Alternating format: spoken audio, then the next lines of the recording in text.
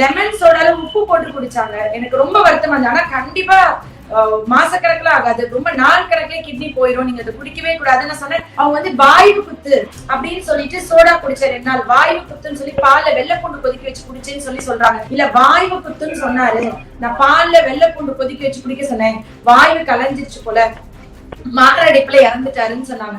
வாய்வு குத்து மாதிரி இருந்தால் அது நுரையீரல்னால வரணும், அது வந்து இருதயத்தினால வரணும், அதனால வயிறுனால வரணும் டாக்டர் சொல்லுவாங்க. தயவு செஞ்சு அருகாமையில் இருக்க டாக்டர். ஒரு கன்சல்டிங்ன்றது 1 நிமிஷம் வேலை. உங்களுக்கு அது உங்க குடும்பத்துக்கு வந்து அது ஒரு பெரிய ரொம்ப முக்கியமான ஒரு விஷயம்.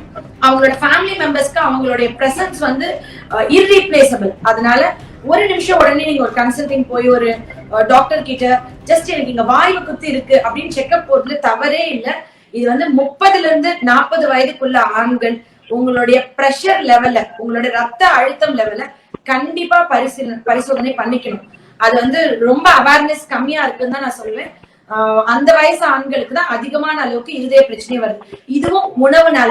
நான் இது சாப்பிட்டேன் அதனால எனக்கு இது ஒத்துக்கல, நான் முட்டை சாப்பிட்டேன், உருளைக்கிழங்கு சாப்பிட்டேன், காலிஃபிளவர் சாப்பிட்டேன், நான் வாய்வு பொருள் சாப்பிட்டேன் அதனால எனக்கு இங்க வாய்வு பிடிச்சிருச்சு அப்படின்னு சொல்றதை நிறுத்திட்டு நீங்களா ஒரு சோடாவோ ஏதோ வாங்கி குடிக்காம இது வந்து இருதயத்தினால கூட இருக்கலாம். ஏன்னா இப்ப வந்து கொரோனா வந்து போன ஒருத்தவங்களுக்கு இருதய சம்பந்தமான பாதிப்புகள் வந்து 78% வரலாம் அப்படின்னு ஜெர்மன் ஆய்வுல இப்ப சொல்லியிருக்காங்க. கொய்யாக்கா ஆப்பிளை விட 3 மடங்கு அதிகமான அளவுக்கு பொட்டாசியம் இருக்கு. ஒரு சாத்துக்குடியை விட 2 மடங்கு அதிகமா அதுல வந்து விட்டமின் சி இருக்கு.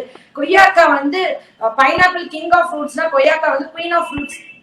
ஏன் அதை வேணாம்னு சொல்றீங்க? மலிவா கிடைக்கிறதுனால அது முக்கியம் இல்லையா அப்படின்னா, உங்களுக்கு தெரியுமா, நாள்பட்ட வயிற்றால டயேரியா இல்ல ஒரு வயிற்றுலயே ஒரு ஃபுட் பாய்சன் ஆயிடுச்சு, ஃபீவர், காய்ச்சல் வராம இருக்கிறதுக்கு கொய்யா இலைய ஒரு 2 லிட்டர் தண்ணியில ஒரு 3 இலை போட்டு கொதிக்க வச்சுட்டு அந்த தண்ணியை குடிச்சிட்டு இருந்தாங்க முன்னோர்கள். ரெகுலரா எங்க வீட்டுல குடிக்கிற தண்ணியில வாரத்துல ஒரு நாள் தண்ணியில வந்து 2 லிட்டர் தண்ணியில 2 கொய்யா இலை போட்டு கொதிக்க வச்சுட்டு அந்த இலை எடுத்து அந்த தண்ணி குடிப்போம். ஏன்னா காய்ச்சல் வராம தடுக்கக்கூடிய சக்தி கொய்யா இலைக்கு இருக்கு.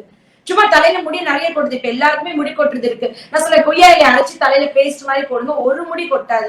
கொய்யா பழம், கொய்யாக்கா வந்து கிளைசமிக் இண்டெக்ஸ் அவ்வளவு இருக்கு. இப்ப லூஸ் மோஷன் போது, வயிறு வலிக்குது, ஃபுட் பாய்சன் ஆச்சு, ஒருத்தவங்க சென்னையில இறந்தாங்கன்னு நீங்க அவங்க குடிக்கும் உணவு இதுல கொய்யா இலை தண்ணி டயேரியா வயித்தால போறவங்களுக்கு என்ன சொல்லுவோம்னா, ரெகுலரா காலங்காலமா அது அஸ்ட்ரிஞ்சன்ட் ப்ராப்பர்ட்டி இருக்கு.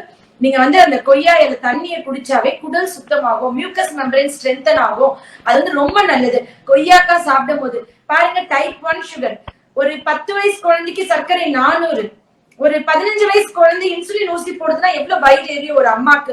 யோசிச்சு பாருங்க, அந்த குழந்தை அடுத்து கிட்னி, ஒவ்வொரு வியாதிக்கும் வைத்தியம் பார்க்கும்போது எதை நோக்கி நம்ம சமூகம் போயிட்டு இருக்கு. அவனை நல்லா படிக்க வச்சு அவன் ஆளாக்கான், உலகமே திரும்பி பார்க்கிற பிள்ளையானா, அவன் ஒரு சரித்திரத்துல இடம் பிடிக்கணும்னு கனவு கண்டித தாய் தகவல், என் பிள்ளை உயிரோடு இருந்தா போதும் அப்படின்னு இருக்க விரும்பல. அது தமிழனோட மரபும் கிடையாது. நம்ம அப்படி நோக்கி போகிறதுல நான் உடன்பாடும் கிடையாது. இது இங்கேயே ஸ்டாப் பண்ணணும்ன்றதுல நான் ரொம்ப, அது வந்து உண்மையா சொல்ல, இன்னைக்கு இந்த பிஹைண்டர்ஸ் கொடுக்குற இன்டர்வியூ வந்து எனக்கு என்னோட ஆதங்கத்தை நான் கொற்றேன்னு தான் சொல்லணும்.